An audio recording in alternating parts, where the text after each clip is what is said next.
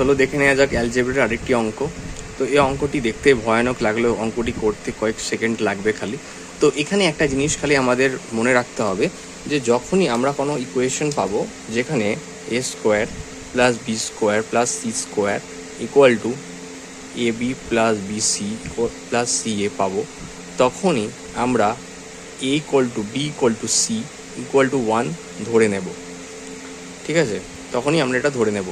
আরেকটি জিনিস মাথায় রাখতে হবে যে যখনই ইকুয়েশানে এরকম যদি সমস্ত ভ্যারিয়েবলসগুলোকে সেম ধরে নেওয়ার পর যদি পাওয়ার ওপর নিচে সমান হয়, যেমন এখানে যদি সবকটাকে এ ধরে নেওয়া হয় তাহলে ওপরে এ কিউ হবে, তলায় পাওয়ার এ কিউ হবে, ওপরেরও দেখো এটার পাওয়ার এ কিউ হবে, এরও এ কিউ হবে।